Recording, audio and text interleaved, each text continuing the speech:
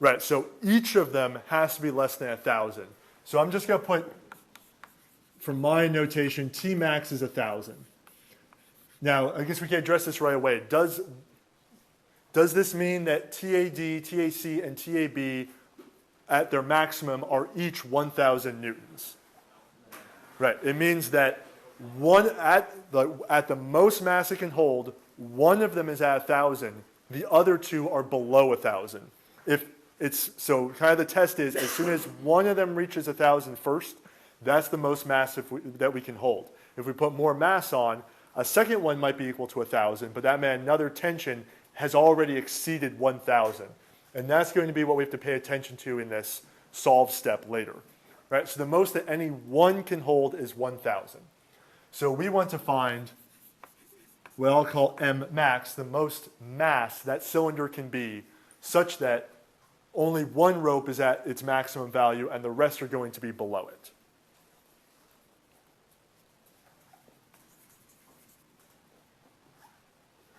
All right, so the free body diagram step, obviously we want to choose A in this case, and conveniently A is located at the origin.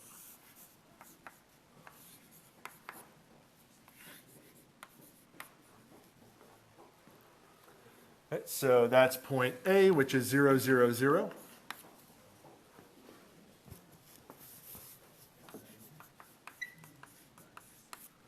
And it has ropes going from A to D, A to C, A to B, all of which I want to, D, C, B, I want to include also on my free body diagram. So point B, I can put its coordinates. I have to go in the x direction by -1. I have to go in the y direction by 1.5. And in the z direction, I have to go up by 3.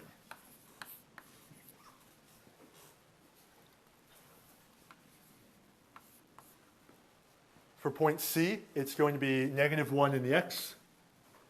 In the y direction, it's going to be, that is located at -2. And in the z direction, it's 2.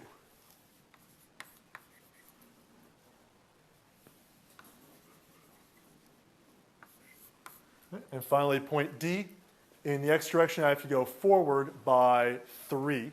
So +3 in the x. In the y direction, I have to go in -4 from the origin. And it lies on the xy plane, so z is going to be 0.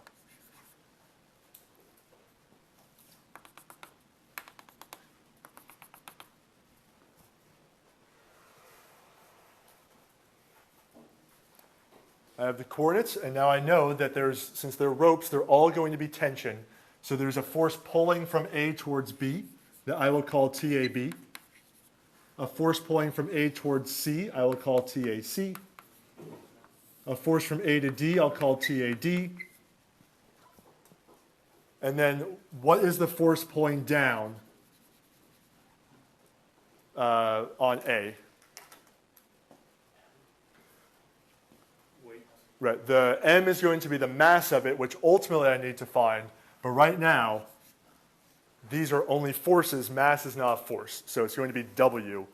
Later, I have to convert that back to a mass. And that's why, again, this find step is important. We're not looking for the most weight the cylinder can be.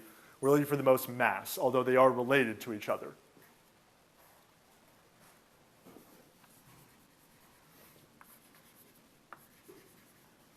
All right, so 3 unknown tensions acting on A and an unknown weight. So even though there are 4 unknowns right now, the development of the equations is not really going to be affected by that. Our solve step, we will have to think a little bit ahead at that phase, but we'll get there later. All right, so our equations, we still are going to write the equilibrium equations in the same manner. Looking at all of these tensions, we need to know what direction they point in. That's where the coordinates are going to become very helpful to us. Okay, so U hat AB, again, I start with RAB, so that's going to be the coordinates of B minus the coordinates of A. So that is going to be -1I plus 1.5J plus 3K divided by its magnitude, which would be 3.5. I'm not going to put all of the all of those steps in here. But if I divide through this one, I get a fraction. I'll get negative 0.286i plus 0.429j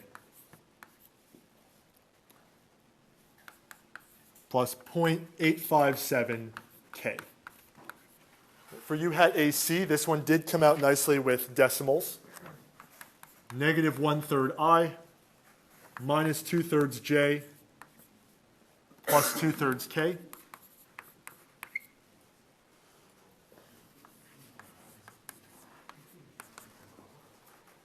And for AD, we get 3/5 I minus 4/5 j.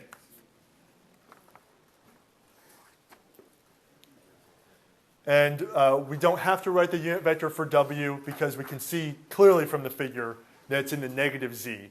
We do want to write these because it's not obvious what their directions are going to be. So again, the free body diagram is going to inform the equations that we write. So for AB, it'll be negative 0.286 times TAB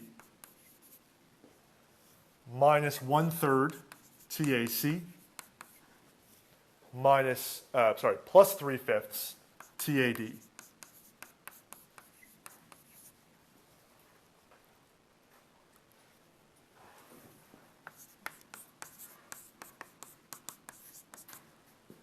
Looking at J components, 0.429 TAB minus 2/3 TAC minus 4/5 TAD.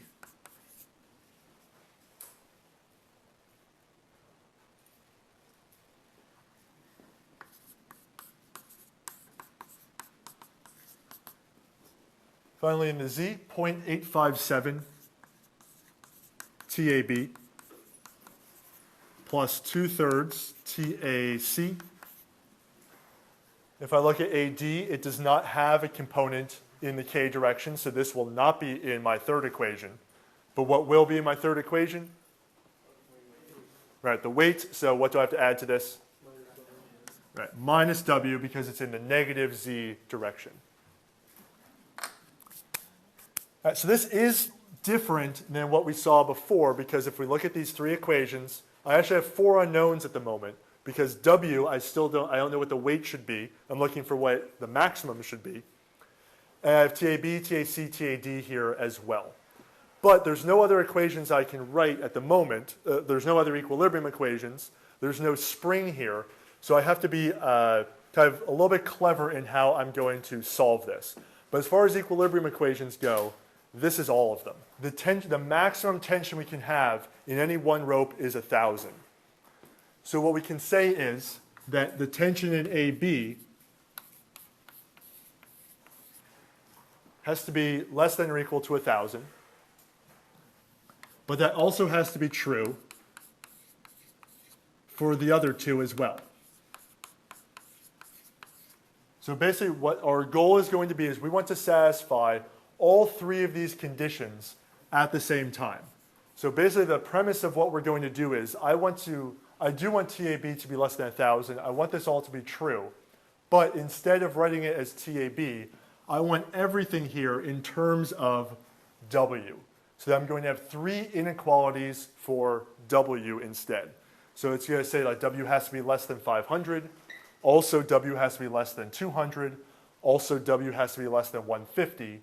The only way for all three of that to be true is if W was less than or equal to 150.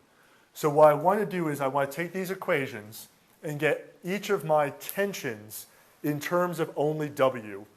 Then I can come up here and I can then easily combine it to say what does W have to be less than or equal to for these three things to be true. Now I can rewrite this because I now know TAB, TAC, and TAD not as numbers but in terms of W.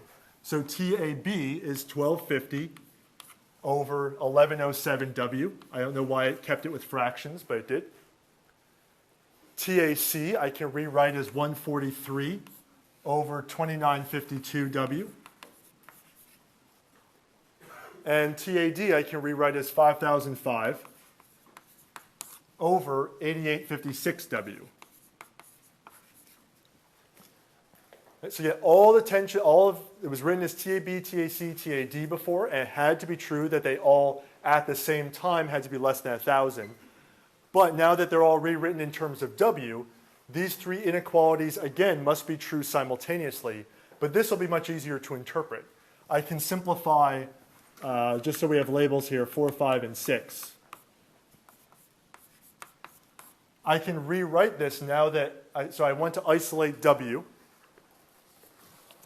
So doing that, if I multiply by 1107 over 1250, I get that W has to be less than or equal to 885 newtons.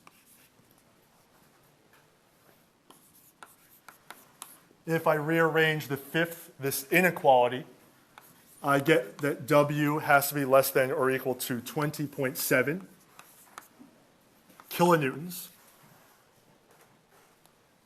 And if I rearrange inequality 6, again, multiplied by 8856 over 5005, W also has to be less than or equal to 1.77 kilonewtons. So for these three inequalities to be true, what has to be true about W? Right, since if W is less than 885, it is also less than 20.7 thousand.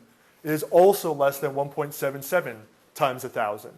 So if this top one's satisfied, the rest of them are automatically satisfied. So this is the most that the weight of the cylinder can be, is 885 newtons. Right, so the last step here, I want to go from the weight to the mass, because again, that's what I was asked to find here. So simply the weight, or the mass, is going to be the weight over gravity. So if the largest weight I could put on was 885, if I divide by gravity of 9.8, the highest the mass of the cylinder can be 90.2 kilograms.